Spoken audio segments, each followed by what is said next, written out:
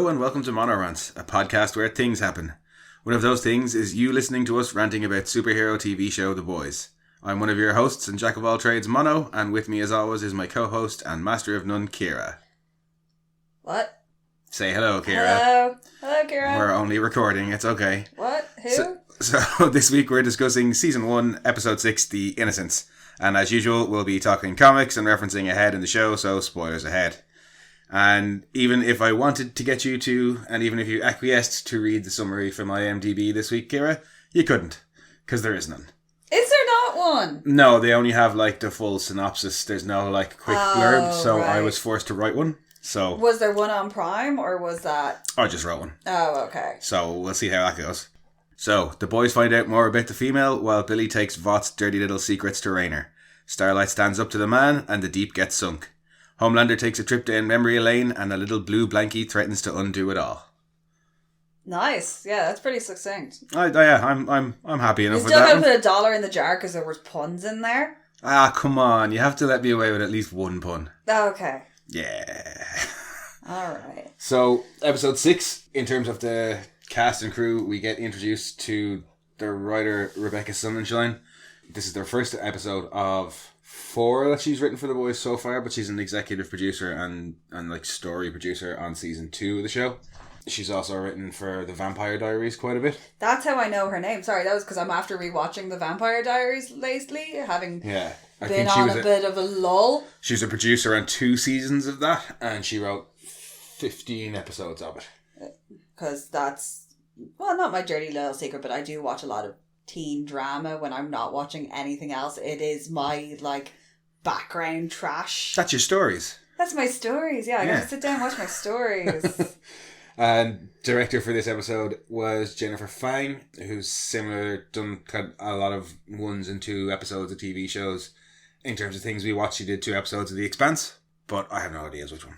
No, but if she's in any way involved in The Expanse, that's always good, because that is a monumental sci-fi Yeah, show. by and large, the writers seem to be coming from sci-fi and fantasy and superhero backgrounds, which makes sense. Yeah, there's not many other, aside from maybe teen dramas, you're not hanging on to that many storylines and trying to keep them all cohesive. Yeah.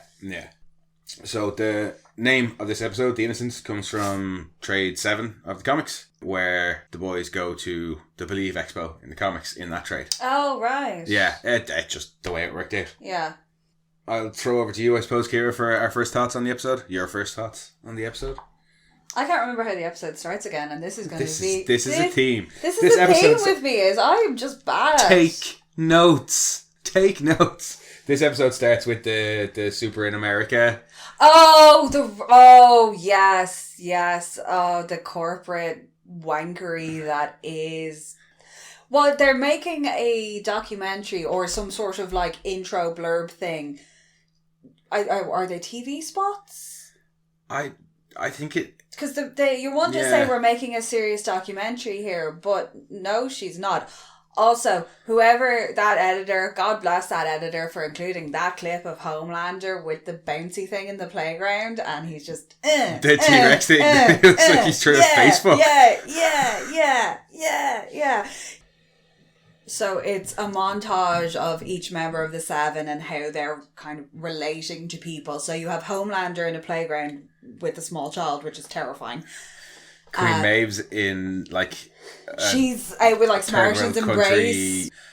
A-Train is running with paraplegics and wheelchairs. And that one's... What's the Deep doing? The Deep is teaching people CPR. Oh yeah, and translucence. And it's then just empty a swing set. And then Black Noir is making tea in a traditional geisha ceremony. Many questions about that one. Yeah. And then it has Starlight. It cuts then to obviously being an editing suite, and it says Starlight relating to people, footage to be added later. Yeah. You meet they're making some documentary like as scripted as they come. she's like, we're making this documentary. We're not trying to make them, Heidi and Spencer, which is a really, really specific reference to them. Yeah, but she's giving it that it's too, like, twee and kitschy, and she's like, look, we're trying to sell these people to the military. Yeah. You know? Can you make it less... With a geisha tea ceremony, yeah. Yeah. Yeah. But what's her name? She's got really weird shit. Courtney, but it's spelled... There's extra letters. Courtenay. Courtenay. At least according to the closed captioning, it is anyway. Courtenay. Sounds like something you hear getting yelled across a field in Kimmage. Yeah, but that's our opening scene, and we then cut to Hughie and Annie we cut to a news report about Starlight's speech from the previous episode and how everybody's reacting to it, and you see a little bit of Maeve saying, "Oh, I support Starlight," and we see. Then they vox pop people, which is hilarious because you shouldn't do vox pops live. No. Ever. Going, she should have been, I want to know who it is who shoved his dick in her face. And then I don't know what she says because it's like, she should have beeped and done this beep. I think it's bit his dick off. And shoved it up his asshole, I Probably, think is where it's going. And it's fantastic because the news anchor's just going, okay. Yeah, and then we cut to Hughie and Annie at a table. Yeah, it pulls back and it's in the bar. Annie saying, geez, I wish they wouldn't focus on that bit. Everything she said, and that's the thing that they focus on. So that was one very small part of her whole, be who you are and don't listen to all this bullshit that's going on. And yeah, they've just focused on this one thing, which it is a huge thing to focus, it is an important issue to focus on, but I can understand why she's annoyed that that's the only thing that they're focusing on. Like that, for her, it wasn't the main point of her speech. Yeah. But yeah, we see a little scene of them in the bar, and one of Hughie's friends from his old life shows up and is like, where the fuck were you? And then, oh, hello, who are you with? Obviously, you're over Robin. Yeah. It's nice because I thought it was going to be one of those cliched jock friend shows up and embarrasses the geeky main character trying to steal the hot girl away. Cliche? Is that a cliche? I think it is. Well, he's not that hot either. He's kind of falls into that geeky realm. Well, I thought that was where they were going to go. He's not supposed to be the buff when he starts telling the embarrassing stories about No, Hughie, I think he's just happy that his friend is better. Yeah, because they buy it back when he goes up to Hughie at the bar and is like, yo, dude, where were you? What happened? We were worried, it's nice to see that you're out and about and you're surviving and you're moving on. Yeah, and he says, that's what Robin would have wanted you to do. Yeah. It's important for Hughie to hear that. Yeah. And we see that later in the episode. He needs affirmation from somebody outside of it, somebody that knew Robin. He needs affirmation from them that this is a good thing. Yeah, because it's almost like permission for him to move on and be happy. If other people in his life think that this is that knew her as well. Yeah, and he gets it from both sides in this episode where at the start, he has one of his friends telling him, no, Robin would have wanted you to be happy. And then for most of the rest of the episode, Butcher is telling him, no, you're betraying Robin by trying to, start a relationship with a Supe.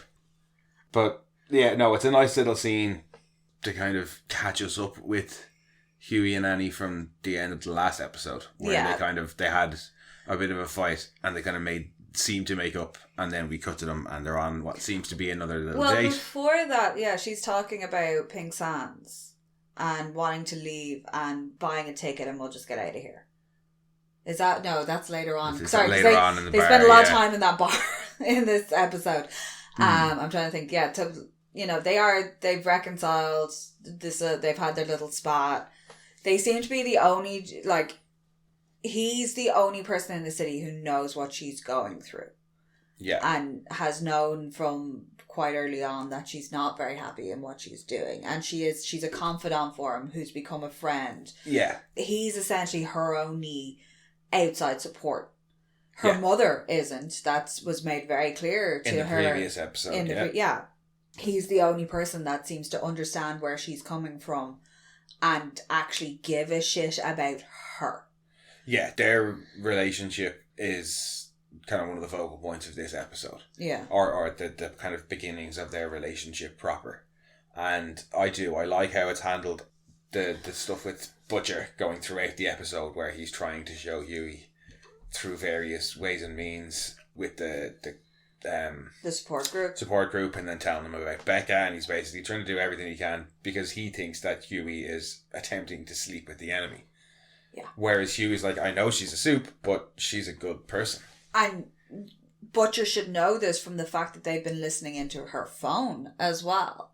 Which apparently went dead a week prior. She's been missing for about a week. She's been like off social media, not been making any public appearances, anything like that. That's the whole thing with the news clip is, where is Starlight? Yeah, so I took the implication there that Huey's killed her phone. Yeah, Huey killed the bug on her phone after her speech and their kind of making up thing. Yeah. He killed that bug because he felt too guilty about it.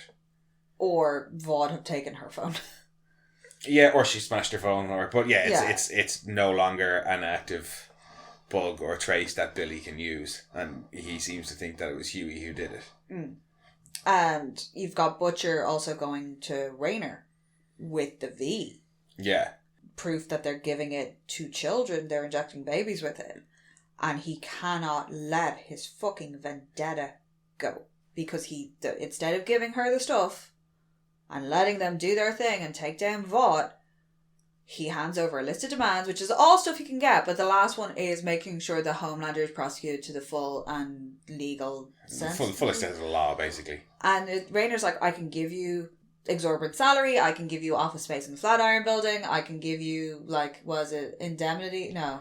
Yeah, basically he's going to have, legal protection for them, their family, yada, yada, yada.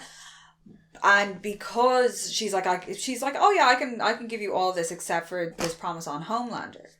But if he gives her the materials that they have, they can take down Vought in total, which means that he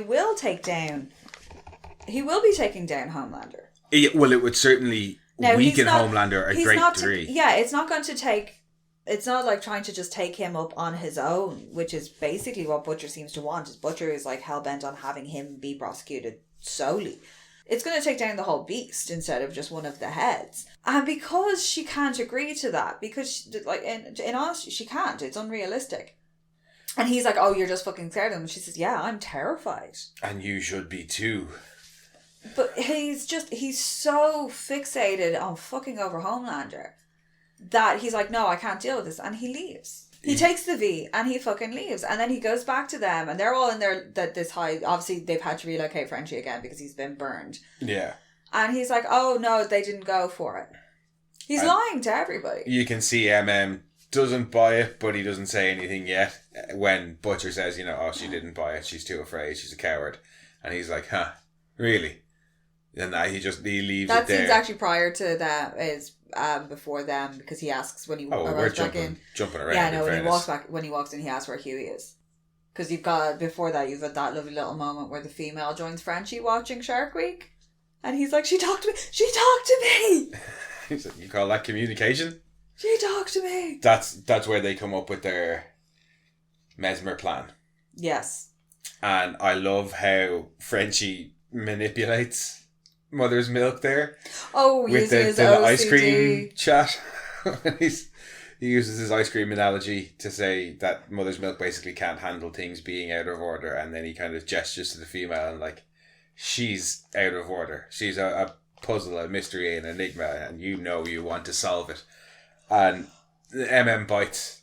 They talk about taking her to Mesmer, who's a Supe. Yeah. We find out that he's a Supe who can read minds. He was a child actor for Vought, had a TV show where he worked with the police. It was like Supe Doogie Howser was a cop. Yeah, he touches criminals and finds out what they've done. And just the premise of that, because it's a kid, and it's like, oh, he's a rapist. Yeah, the first kind of clip we see from the show is a kid touching this guy's hand and going, this man is the rapist. Yeah, okay, what else has this kid seen? I wonder he's messed up. Yeah. That's just wrong. Yeah. And it cuts to him and he's to the Mesmer character at one of these superhero convention things that you get where it's $50 a headshot. Yeah, it seems to be. It's the circuit. It's got Billy Zane is there. Yeah, you gotta love some Billy Zane. It's TV Supes and their co-stars. Yeah, so Tara Reid and Billy Zane is there, and people are getting headshots and photos with Mesmer and saying his tagline from the show.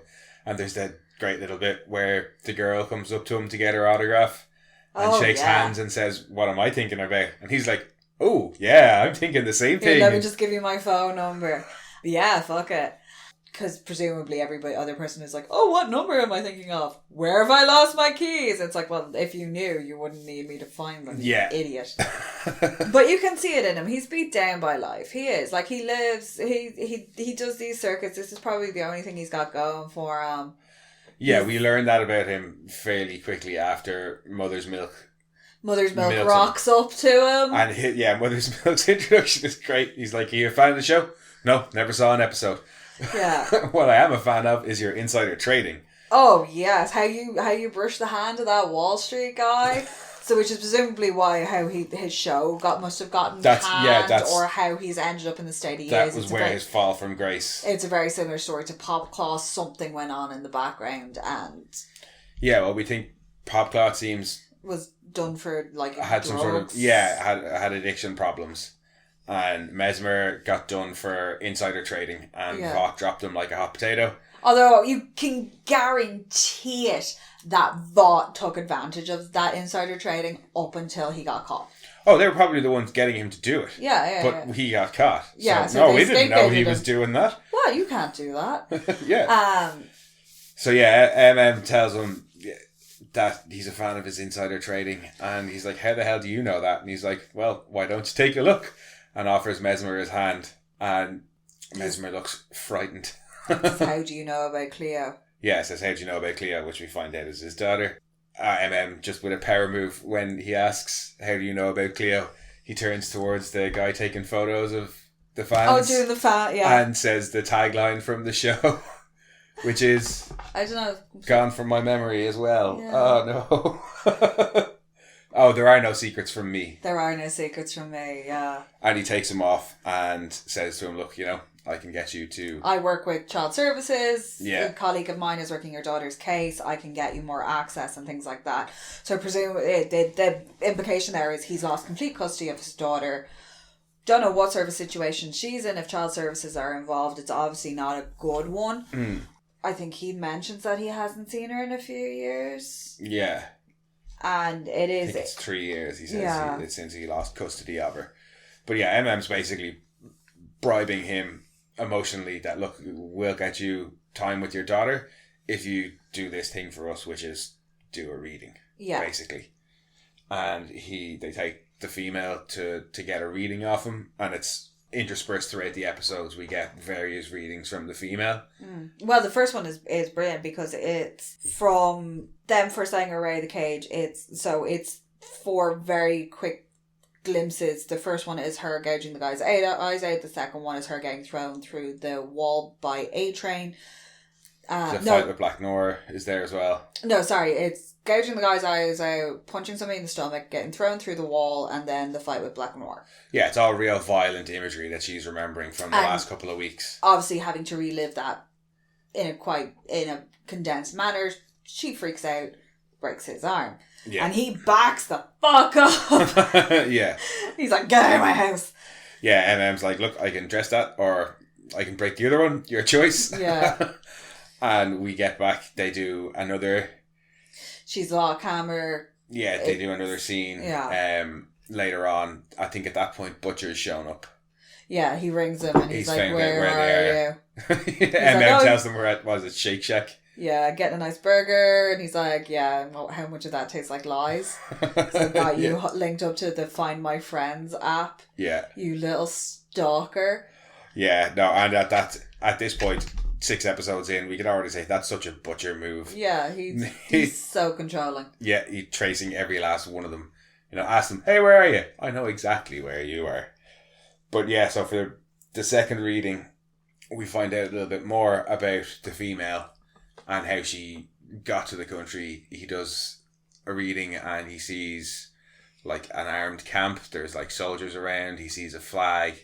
And Butcher's like, "Hang on, I recognise that flag." With the cross snakes. Yeah, turns out that she's from a terrorist organisation.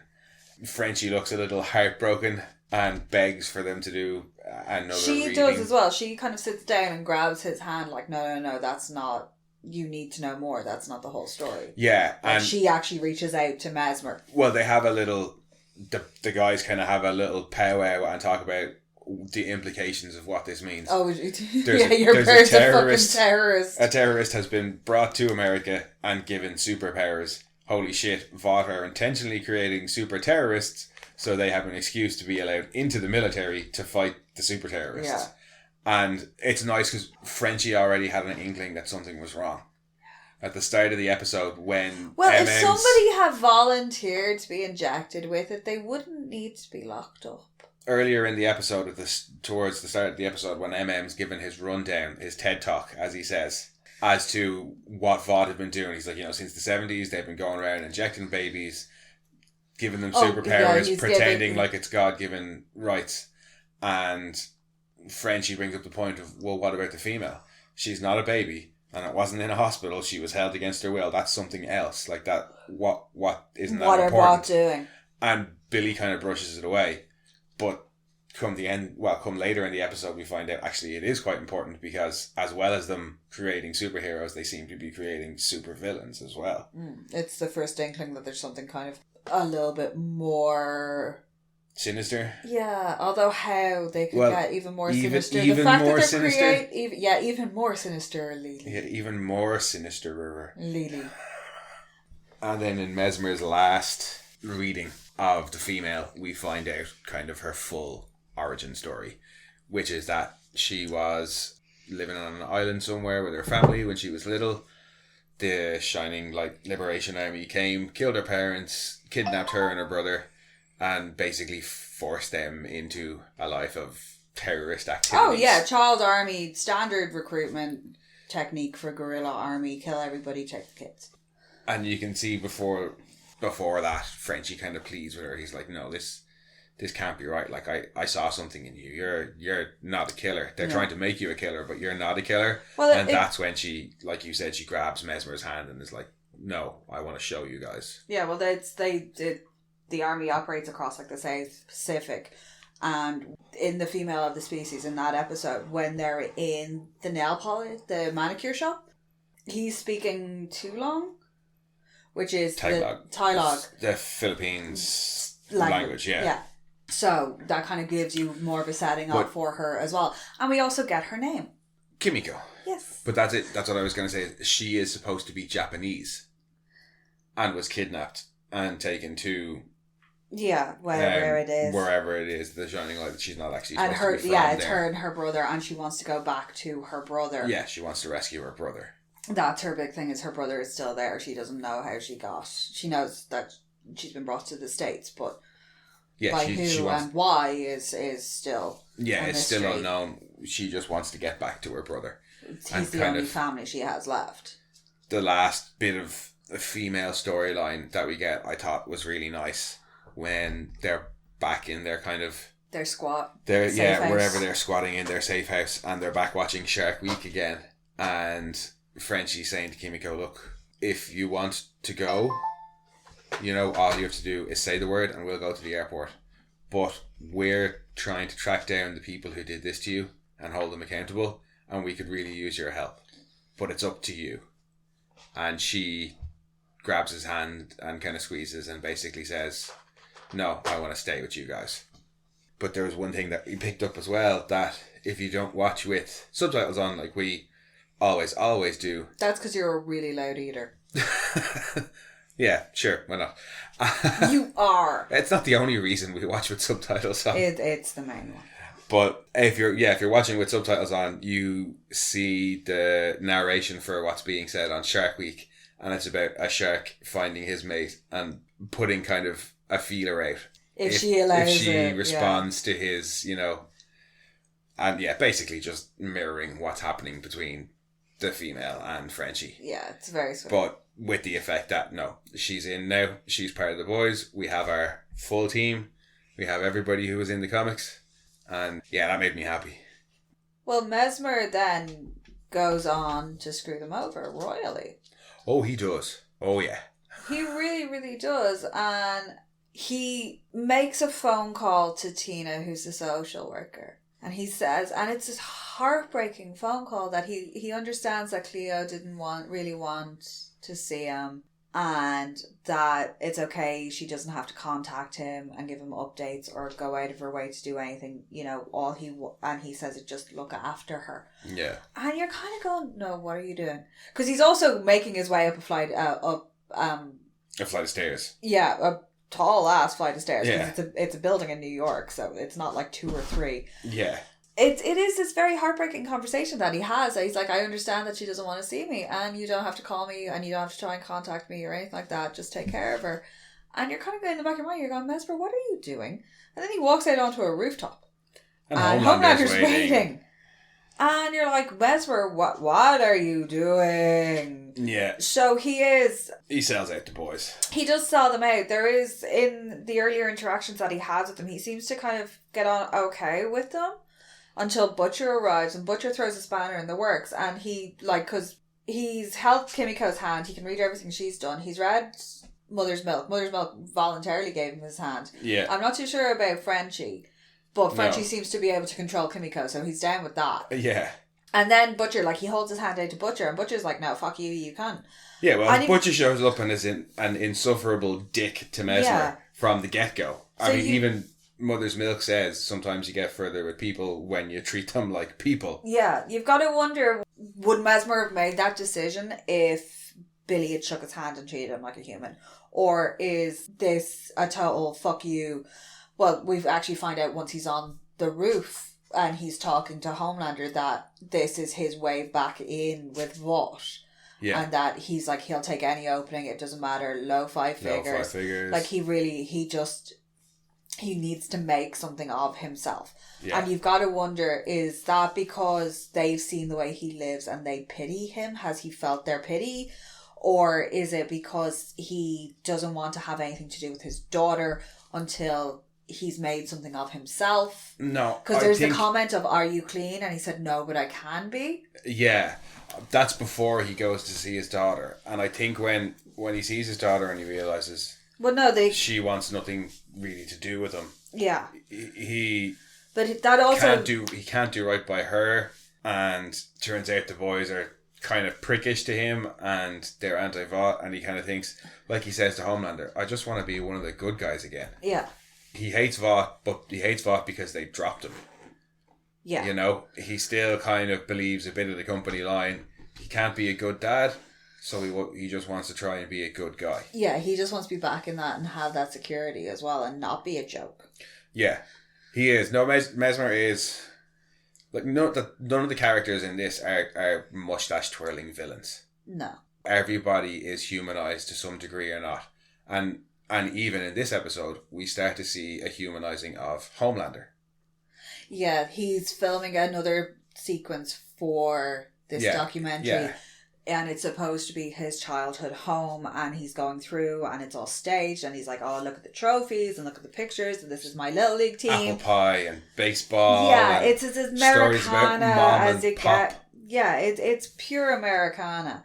You know, it's like we played baseball and mom used to do this and we made Airfix models, and then he goes into what it supposedly is his childhood bedroom, and he's like, there's, you know, this stuff on the walls and all this memorabilia, and then there's a blue blankie on the bed. Yeah. The blue blankie, it's like one of those beautiful soft fleece with the baby blanket, the fleece innocuous enough with the sateen edge, and he just loses it, and he's like, who put that there? And they're like the director or on-set director is like, Randy Setdeck. Randy who? Randy Setdeck. Who the fuck is Randy Setdeck? And he points to some terrified guy in the corner. Yeah, he's crouching behind a door going, please don't hurt me. Homelander just calls him a fucking amateur and throws the blanket at him and walks out. Which, from what we know from Homelander, Randy Setdeck got off lightly. Yeah, he's lucky there was as many people in the room as there was. In fairness, yeah, he normally Darth Vader's them, so. Yeah. Yeah, so we're just kind of left with okay, what was the blanket thing about? And when it picks back up with that story thread, he's at a barn and flings a baseball into presumably the stratosphere. Which will then come down, knock out some poor random person somewhere. As Stillwell says when she shows up, that'll kill somebody in Boston when it lands, or something along those lines. Yeah. And Because she's there. They've had to get out the fucking Homelander whisperer. Basically, yeah, she is the Homelander whisperer, isn't she? She's the soup whisperer. Yeah, to calm him down because he won't come in. And he's pouting and he is throwing not a tantrum, but he's in that I don't want to do it and nobody can make me do it phase. I don't know, I thought it was the first bit of like Reasoning. Real human emotion we get from him, because when she kind of shows up and she's like, I heard about what happened on set, and he's like, well, let me ask you something. Where did you grow up? And she says she grew up in like apartments or whatever, and he's like, well, how would you feel if you had to come on set one day and talk about basically a bunch of fake memories and a bunch of fake shit that never happened, shit that you never got to experience in your own life or ever got to enjoy, and we're told to act like it was real, and it's the first hint we get of anything to do with Homelander's past, apart from the fact that he said he stopped using his secret identity years ago. Yeah. As the episode wears on and we see the flashback of poor baby Homelander sitting in an empty room with nothing but his blanket and a target on the wall, while two scientists... Which still had scorch marks that missed it on the wall, by the way. Yeah, so his aim hasn't improved with age, apparently. No. And then scientists tapping on the glass and waving at him. One scientist who seems to just be looking on with a sense of curiosity, and then the other one who's kind of tapping and waving and playing a little bit of... And he's hiding behind the blanket and playing peekaboo. Yeah, you just all of a sudden... In like just those few couple of scenes, but particularly with that one scene of baby Homelander in the room, everything about Homelander is suddenly recontextualized. Yeah. Everything we've seen up to this point. Not to forgive him of any of it, like he's still a psychopath and crazy, immensely imbalanced individual. But now we're starting to get little hints as to why. Yeah. Was this his entire upbringing? Yeah. Yeah. How long was he in there for? Like, it seems to be like he's young enough in it, and that's damaging to anybody. Yeah. And I like Stillwell's choice of words when she's like, oh, Randy's set deck has already been terminated. Yes. Poor Randy. Yeah. Randy's waking up not waking up in a dumpster somewhere, as the case may be. Yeah, this isn't my real face. Yeah. So you see the blanket then has been returned because it actually is in a little bag and it says do not use on set. On set. So that is presumably that same blanket, which is the only thing he has from his childhood. And if his childhood was that fucking bleak, I don't blame him for not wanting any reminders of that. And if you're walking around a set of fake memories, you don't want your one real actual memory there. Yeah. So yeah, it's really, really interesting to see that sort of 2/3 of the way through the series. Yeah. And ostensibly the person who is our main villain, we're starting to get this humanization of him. Even a little bit though it is. Homelander's not particularly evil or asshole-ish in this episode. There as well. He tries to cover up, but basically at the heart of it all, he is this scared little boy. Yeah, and I think that's really all we get from him in this episode is the couple of scenes on set where he's in the house and freaking out over the blanket and then kind of talking to Stillwell about it afterwards. But then meeting Mesmer on the rooftop, getting the phone off him and taking off with the phone and leaving Mesmer going, oh shit. Oh, that's my phone. Yeah. And it's just like, oh no. Yeah, on top of everything else that's happened today. You took my phone. And actually that's sorry, that we do see a little bit of kind of dickishness from Homelander there. Oh, when he's talking about teenage kicks. Yeah, he has no time for a Mesmer beyond give me the information, fuck off, I don't want to talk to you. Yeah. You've got Stillwell utilising her charms again to get him to finish the shoot. Yeah, well, Stillwell has kind of a mixed bag in this episode. She's seems to be back in control of Homelander. Lost control of Starlight. Because Starlight ain't taking no shit this episode from Vought. No. But she does, like when she's trying to talk Homelander into going back on and doing it, she is basically she just stops short of kind of pushing the boobs together and going, please, for me. Pretty please. She is, like, she does actually say please for me. Yeah. And he does it, and there's that great bit where he's got the smile plastered on and they say cut and it just drops off his face entirely. But yeah, Stillwell's interactions with Annie not going quite how she expected Well, the this start episode. of her interactions, number one, is Annie walking up to the office and you can hear Ashley screaming through the office door about how she was working with her and good luck getting somebody else at such short notice. And then Ashley comes storming out and it's just like, no, why do you have to be here right now? And it's like, she doesn't, it is. She looks at her like, you're kind of looking at her going, is she going to hit her? Because that would be really, really fun. Like, she's that mad with her. And it's like, yeah, Ashley's like, that pledge. Yeah. That and then stabs you in the back. That's you. That's exactly who you are. It was my idea to book you for Believe Expo because it's your base. Yeah. And what do? You turn around and she storms off and she fires all her stuff across the into the hallway. And I was saying it would have been great if somebody had been walking towards her and she just slapped a load of file folders out of their hand. Yeah, it was one of those moments, all right. Yeah, she's out of there.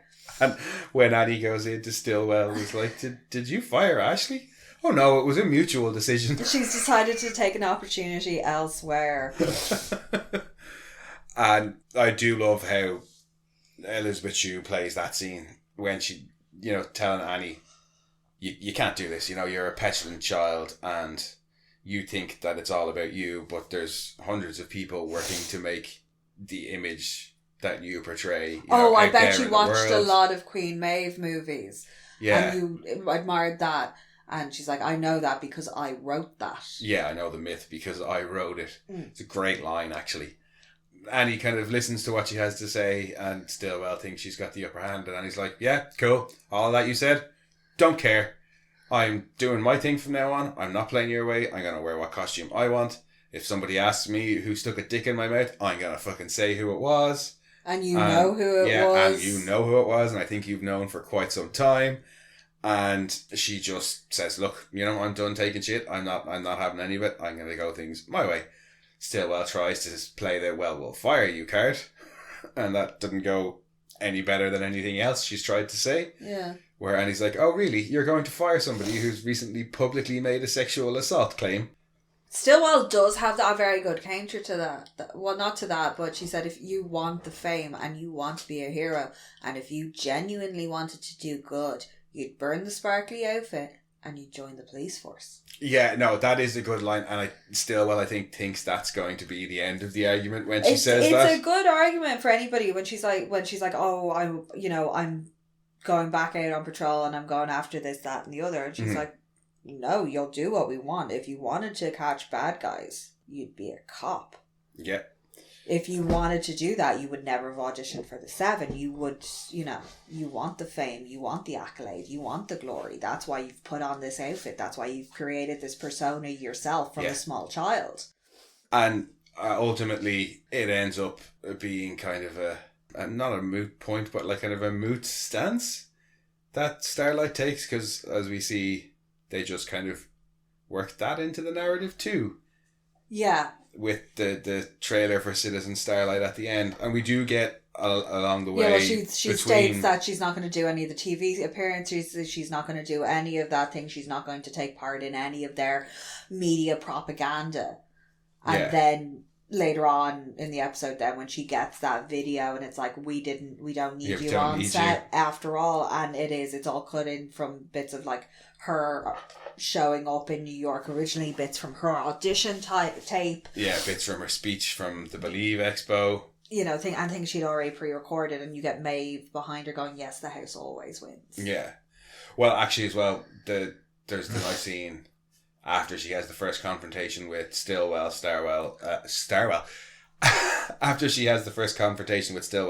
goes out to the elevator and Maeve is there.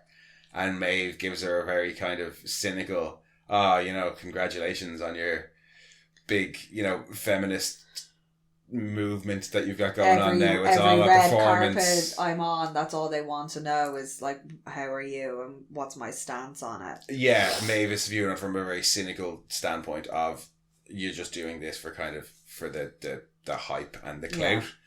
Yeah. And Annie basically turns it around and says, I used to completely idolise you.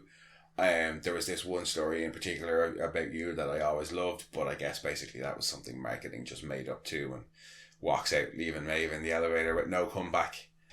And then at the end of the episode, as you said, Maeve comes back up, sees what the Citizen Starlight trailer says, the house always wins, but does seem to offer a little bit of like condolence, like, for what it's worth, I'm sorry, I think she says. Yeah. You know, you tried to stand up to them, but you're one person. You're that poor bastard standing in front of that tank. Oh, in Tiananmen Square. Yeah. You could have thrown in Chinese guy standing in front of a tank. Sorry, I couldn't think of the word of Tiananmen Square. But yeah, that's what she is. In all fairness, VOD is a juggernaut. Yeah. And they will run you over. They don't care. They will push through their agenda, and there's nothing they control her image 100%. And so far they've kept her away from all media and everything like that because she's not behaving. And it's after the Citizen Starlight trailer reveal that Annie has the Pink Sands conversation with Huey about just wanting to get out. away. And we get a real nice nod to the comics when she says, you know, amongst all the shit that's going down in her life, Huey was the only good thing. Somehow you found me. Yeah. Which is like, that's their thing in the comics, you know, in amongst all the shit, you found me. Yeah. It's very sweet, and they're talking about leaving and going and getting a station, and then, is that when they kiss? Yeah, Robin's standing behind Starlight. Well, the ghost of Robin is standing behind Starlight as they're having this conversation, and when she says, you found me, Huey leans in and kisses her. And after the kiss, he looks up to where Robin was, and she's gone, and they go back for another kiss. And then Butcher walks in. And it's all sweet and lovely, and then Butcher arrives. Like, you could just hear that voice, and you just go, oh no. Oh no. And he's, again, such an unspeakable, insufferable prick about it. I just love his, like, happy chappy accent when he's like, hello, chums. Oh, yeah. Oh, you're that new bird from the Seven, isn't it? Yeah. I know you. And you can see Huey just wants to call him out, but at the same time, it's like, what? Like, Butcher's as much of a fucking feral dog as Homelander. Yeah, like... Sorry, rabid, I believe is a better term. Like, he is as rabid as Homelander. You do not know what way he's going to snap. No, and he... keeps the... Fraternizing with a superhero? Yeah, he's really not happy about that. As we've seen throughout the episode, Billy's basically been trying the whole time throughout the episode to get Huey to understand you can't date a Supe. He takes him to the support group. The support group, which must be Vought run because they talk about NDAs. But one of the marketing guys is in that support group. Yeah, we talked about this off air because I was saying how can there be a survivor support group if... Sorry, they're what, the collateral damage? Association of Collateral Damage Survivors, I think. Yeah. Yeah, in the first episode, Butcher tells Huey what happened to Robin is really common. Most people sign the NDA and take the money so they can never talk about it. But here what we see is a bunch of people talking about it. So did they not... And they're giving Supe names as well. Yeah, did they not sign the NDAs? And if they didn't sign the NDAs, then surely it would be more common than Billy made out in the first episode. Yeah. Or is it Vought run? When we were watching it then, I was thinking, oh, maybe it's Vought run because the marketing guy is there from Vought, and your one who's running the group is all about moving on and forgiving and forgetting and not making waves. Maybe is it not... You know, Vought might be like, oh, well, we recommend this group, and it's a way of keeping tabs on these people. Yeah, that they like, or they secretly because they are bankroll that charity that runs the survivors group. They probably do. Because I wouldn't put it past for them. Yeah. And this way they can keep tabs on people. So if you've got somebody who's going around saying to everybody that Tech Knight ripped my spine in half, you don't want people that getting out there, especially not when Tech Knight has a penchant for invading small furry animals. Yeah, because initially I was thinking about it as being not a plot hole, but just an incongruity within the world of it. But no, you can I can certainly fold it into like the canon of the show as something that Vought would do, where they'd be like, here's 45 grand, sign this NDA, and the person says no, and they say, okay, well look, here's a support group. We still feel bad, but yeah, here's contact details for a support group where you can go to, and then like you said, they can keep tabs.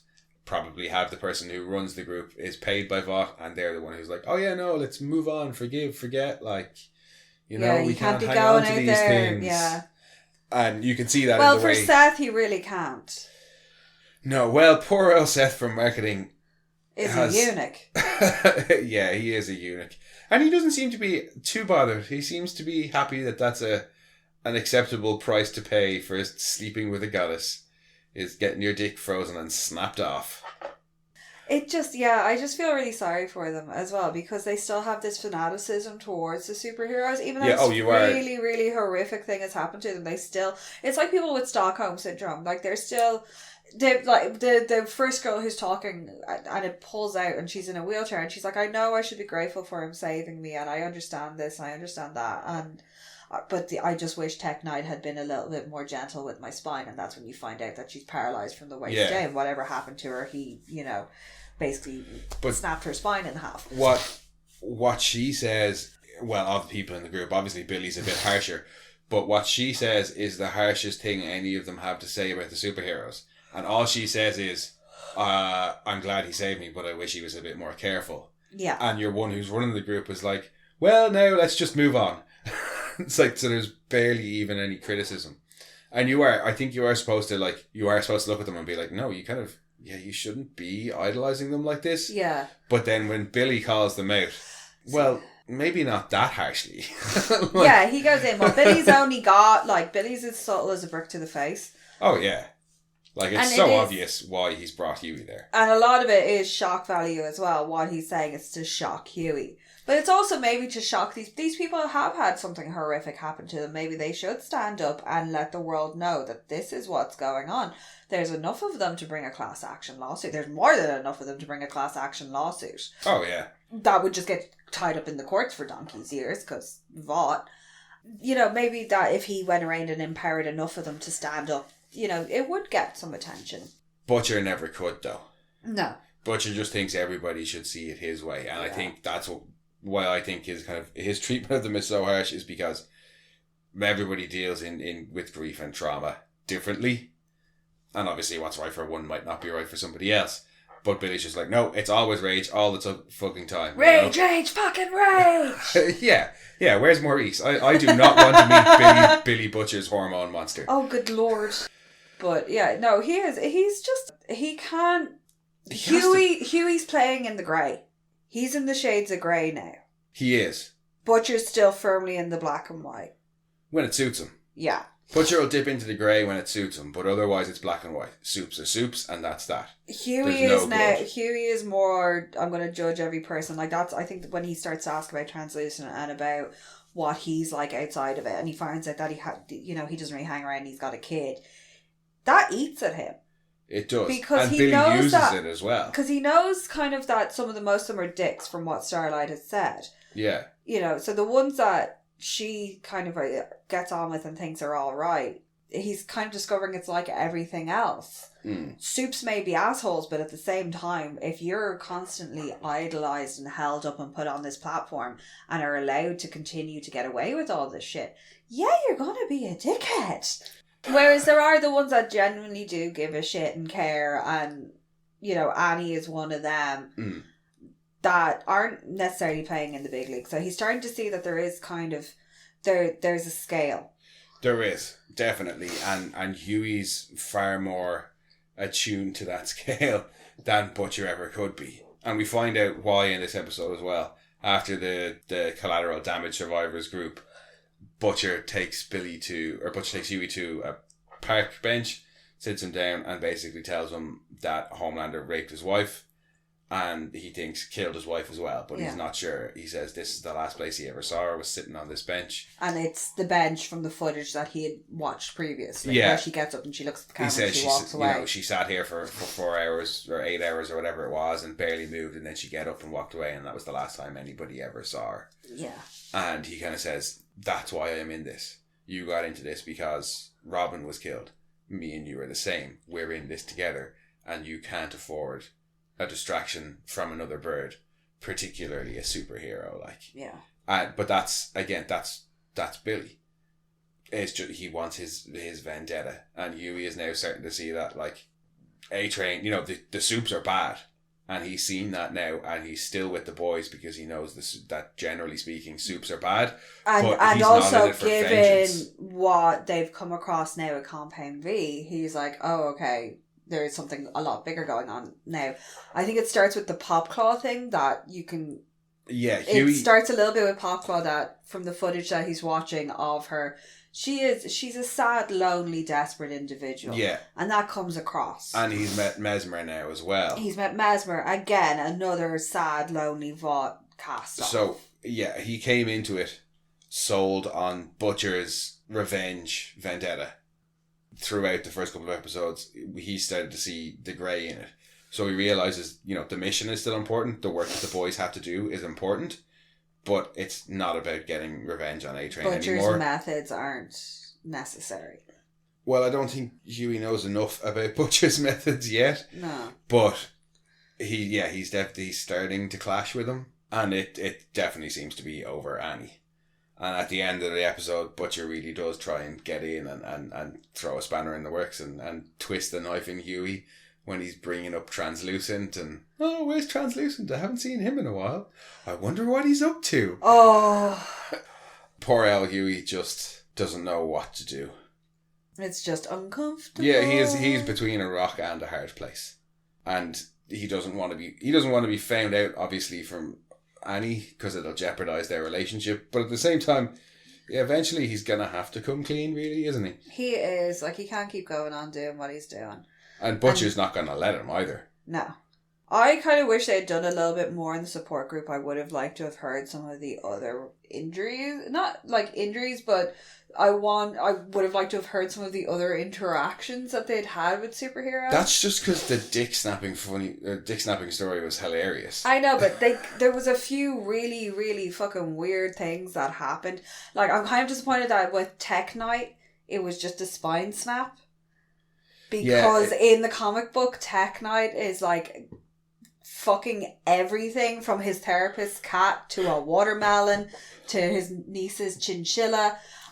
And I just think something not necessarily him violating somebody, but somebody sitting there with a little shaking dog, and it was I came in and he was yeah. I think they'd have to introduce the character first before they introduce that element of his character. Yeah, well, especially in the comic book as well, it turns out that he's got a massive brain tumour. Yeah. Because he fucks the moon until it explodes. Well, he has this, he has an aneurysm. Oh, that's and it. And he experiences the aneurysm as this comet is coming to blow up the Earth, and Tech Knight's the only man who can save it because it's got an opening at the front of the comet, roughly the shape and size of a vagina. Yeah. So Tech Knight's I'm the man for the job. And he flies up into space and fucks the comet, and it explodes, and he saves the world. But actually, he's just had an aneurysm and died. Also, he's their in-world version of Batman. So he has Batman and Iron Man kind of smushed together. He's the rich billionaire character. Yeah. And he has the cave that Huey takes his shit in. Yeah, he's the only soup.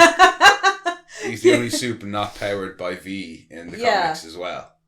He has a big mech suit. He's like a big Lex Luthor mech suit. Yeah, we get 2 Tech Knight references in this episode as well. Yeah. The Deep, when he's doing his little TV spot when he's on the beach and everybody's picking up rubbish, he talks about how he's got Tech Knight to switch to a hybrid from his gas guzzling Techmobile or whatever he calls it. And then they reset and put all the trash back on the beach. That's just a beautiful little bit of pure Hollywood. Reset, put it back. Everybody throw that trash back. And he's hitting on the extras as they're going past as well, because he hasn't learnt anything. Yeah. Oh, and then he also has to issue his apology in this episode. Yeah, I was going to say, the Deep does not have a good episode, really. This is really the start of the Deep's, spiral. Yeah. Like I said last week, from now on, the Deep is just, he's a laughing stock. He really is. They make him issue an apology after Starlight has had her rant at Stillwell, and Stillwell goes straight to the Deep, and he's like, "Oh, do you have time to talk?" And she's like, "No, walk with me." And she's like, "We need you to issue an apology in case any of the other ones come forward." Well, no, first, as if to inform you of just how skewed the Deep's mindset is, when Stillwell comes to him and says that you're going to have to apologize, and he's like, he thinks it's about the dolphin rescue. Yeah. He's like, oh, like, I thought he said something to do with the dolphin, and Stillwell's like, no, not the fucking dolphin, Starlight, like, for fuck's sake.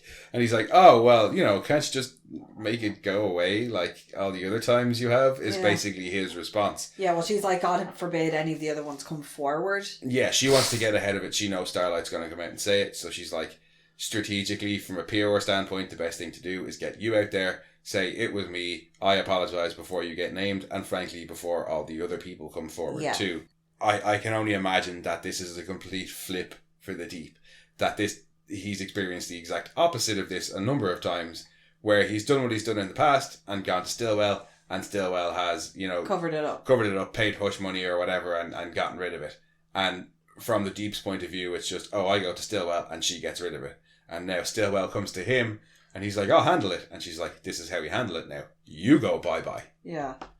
And it's just beautiful to see. This is how we're handling it now. So he has to issue a public apology. Which is the fakest apology. Oh, in terms of apologies, it's up there with YouTuber Note app apologies, which are just trash.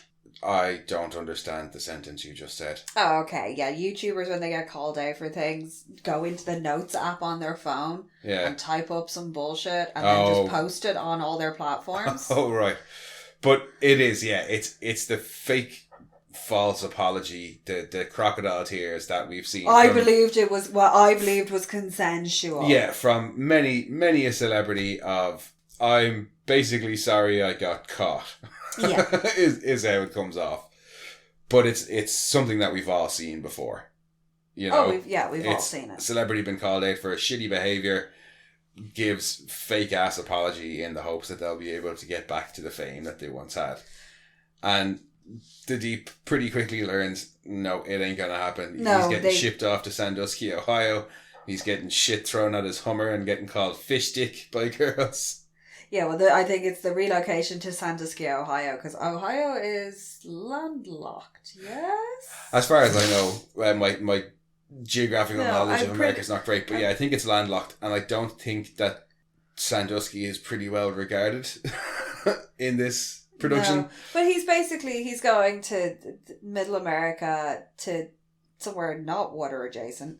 He's basically being thrown out of the 7. He's being relegated to the B, C, D leagues. Yeah. Basically. He's going off somewhere and this is somewhere that, VOT probably wouldn't even generally have a superhero for. They would have their own local one that's not VOT affiliated, but... Yeah, well, as we find out in the next episode, it is, but there is a VOT presence there, but it's...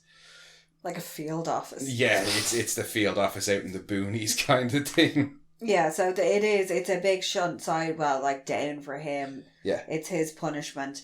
And he's there in his Hummer, his big yellow H2 Hummer. Yeah, after promoting his supposedly green with lifestyle. With his Slurpee. Yeah, getting the Tech Knight to convert to a hybrid vehicle, and we see him driving a fucking gas guzzler. With his Slurpee, getting shit thrown at him, getting called fish dick, and he's like, yep, you keep living your truth. And I'm like, dude, honestly, if you just took off the outfit, people wouldn't know it's you. Yeah, you probably wouldn't get recognised nobody else seems to have been recognised outside of uniform, Yeah, Annie, for fuck's sake, she doesn't even wear, a mask or different hair or a wig or anything like that. No, and Butcher doesn't even recognise her. He knows who she is. Yeah. She's able to walk around fine. We see in later episodes other members of the 7 and various superheroes being able to walk around in normal clothing without being recognised. So if you're Annie's the only one we've seen out of the costume, really, isn't it? Well, translucent we've seen out of everything. Well, yeah, but his birthday suit is his costume. Yeah. But yeah, we haven't seen of the 7. Yeah, they've all been in uniform, except for Annie. Yeah. Obviously, the likes of, she's the only one who at this stage bothers to maintain an alternative persona. The rest of them, why bother? They're the cream of the crop. Why would you go around pretending not to be... we do find out in season 2 that Maeve still has a secret identity. She just doesn't use it very often. No.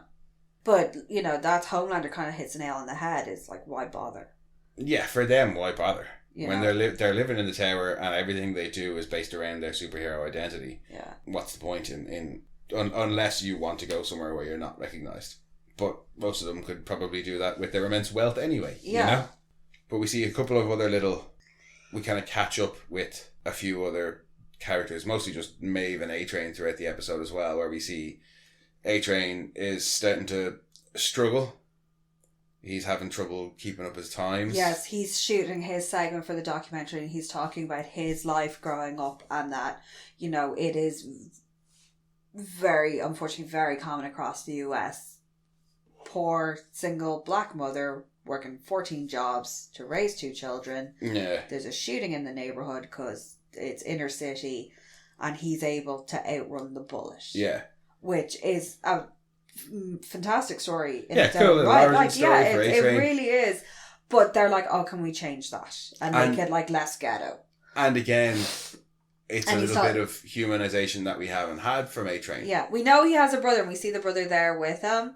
Yeah. For a few things, but it's nice to see that he still has to give this thing that it's only been his mom and his brother his whole life. He's come from humble origins. He's come from fucking nothing. But yeah, the first thing that the director, Courtenay, says is, can we ixnay the gun violence stuff and make it a little bit more, acceptable? But yeah, and that also, we also see... He's running slower and slower times. And he's told Homelander in the previous episode that he's quit the V and he's off it. And yeah, he seems to be slowing down. He seems to be struggling. We also get that nice little bit when Maeve is filming her, TV spots and Elena shows up out of nowhere. To check on her. Basically, to check on her. Because she was in a state the night she arrived. Yeah, they tried to go off somewhere private and have a chat. And your man with the boom mic is just like sneaking. Yeah. But they do. They don't even let them have a moment of fucking privacy. Yeah. They have to zoom in and get this private conversation that they're having where she's come to check on her because she is genuinely concerned about her. Mm. At the end of the day, they still care about each other regardless of whatever has happened. As humans, they still care about him. Maeve showed up in her house. Yeah. Had a complete mental breakdown and then disappeared. Yeah, you're gonna try. You're gonna try and track them down. Now she is a bit annoyed because she's like, I would never show up at your work, and she's like, well. How else am I going to get a hold of you in fairness? But I think you live where you work. No, I think Maeve is more concerned in that instance about keeping Elena out of it. Yeah, she seems to have kept her very much hidden from everything. There's no... Yeah, Elena seems to think that that's what it is. Oh, you just don't want people to see us together. But you get the impression that Maeve was like, no, I broke down in your house because I was on a plane and effectively killed a shitload of people and couldn't handle it. You can't know this. Yeah. Nobody can know this. She doesn't want her life and the things that she's had to do. She doesn't want them to touch Elena. Elena is the one part of her life that she views as being good and pure. Yeah, they delve into it in quite depth in season 2, and it's done really, really well. So we'll talk about it more then. But that even the first time around we watched it, that was the impression I got, was that no, it's not that Maeve is just trying to put on a brave face. She's trying to protect Elena. She just can't tell her that. Because they're all like, oh, who's this? And she's like, oh, it's my friend. Yeah, we're friends. We're just friends. Yeah. I'm allowed to have friends. Get away from me. Yeah, and she tries to cut her off and make her say, or tries to cut her off by being like, oh, well, did you ever think really all I wanted was a quick lay? Hoping that will offend Elena or get her to shut up and storm off. And get her to leave, yeah. And then they realise that they're being filmed. Being filmed the whole time. And yeah, Maeve looks like she wants to kill Courtenay. By the end of the episode, I think we all want to kill Courtenay. I certainly do, anyway. This episode does a lot of backstory for characters. Yeah, and we are seeing the heroes. I know, it's funny because all of the superhero... Not all, a lot of the superhero stuff that we see from the 7... is based around this fake bullshit documentary. But what the show is actually giving us is really humanizing the heroes. Yeah, but then they're being told, no, you can't do this and you can't do that. We need this and we need that. So you can see how the story and these myths are being woven in. But for us, the viewer, we are getting the effect that the fake, cynical show was trying to create. Yeah. Which I just it's... That was done very well. I'm still trying to work out why Black Noir and the geisha tea ceremony? Does he want to be a pretty Japanese assassin? I don't know. Is he a Japanese assassin? Is it? Yeah. Is it just that? Is it just that he's dressed kind of like a ninja, and we have nothing else for him? Ninjas wore dark blue. Well, ninjas wore peasant clothing. He's dressed kind of what people think ninjas look like. I know ninjas don't actually look like that. No. But is that why they chose it? Because the only other Black Noir reference we get is when Seth Rogen is sitting beside him promoting a movie that he leads. He doesn't even talk. He doesn't talk. And honest to God, I was like, no movie where the lead actor doesn't talk would work. And then I remembered Soldier. Yeah, he's got like 4 lines in that. In that whole thing. So, okay, it does work, but yeah, you've got Seth Rogen sitting there. And what is it he says? He's really looking forward to getting involved in the VCU. Yes, the Vought Cinematic Universe. Yeah, so that's all we really get from Black Noir, but we're getting the other heroes, the other set members of the 7 are starting to get humanized. Black Noir really is the wild card. He's good with knives, he's a bit weird. Yeah, and we still don't know anything about him. But again, in the comic books, you're not really told anything about him either, which is good. No, it's fun to have this character that's just popping in and out that is lethal. Oh, and he is. Yeah, he seems to be. He is possibly the most dangerous one of the lot of them. He seems to be flashing forward again, talking about kind of what comes later. He's their like black ops guy. Yeah, he almost is. He gets sent on like secret missions for Mr. Edgar. He goes on, quiet missions to take out targets. He's the one they send after Frenchie and the female. Black Noir, I think, is their... He's their special ops guy. Yeah, he's their... Well, and he looks kind of like Snake Eyes and stuff, so he's supposed to be the... All he's missing is like the Splinter Cell, like triple scope. Yeah, basically. He's not... But he's Snake Eyes. He's Snake Eyes, but with knives. Yeah, and it's really nice because if you look at his costume layout, there's all the like little patches where he can access. So he's got them on his shoulders, he's got them on the tops of his thighs, he's got them tucked in under his ribs into the rib outfit so that they're all within easy access for him. I could be from wrong. From multiple positions. But I don't think he feels pain. I don't think he's human. Because in the fight with the female, she gets a good few digs in and she stabs him a couple of times and he never reacts. And flashing forward to season 2, quick spoilers, skip ahead 30 seconds or so, when Butcher blows him up. Yeah, he just walks out. He's just standing there. He never seems to experience pain. Is that whole suit Kevlar? I don't know, but it gets blown apart later on. Yeah. And you can see him all mangled underneath. He's all like burnt and stuff. And yeah, he don't care. He looks like a scrotum underneath. He don't care. That's probably because of the explosion.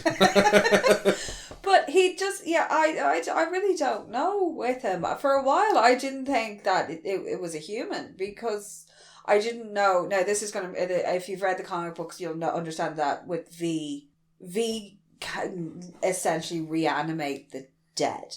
So you get these weird zombie versions of them, and they do this for publicity. If one of them is killed, they'll trot them out and be like, "Oh, they're going off to fight a mission," and then they just kind of quietly hide them away for the rest. And I was kind of going, "Is he some sort of weird V zombie?"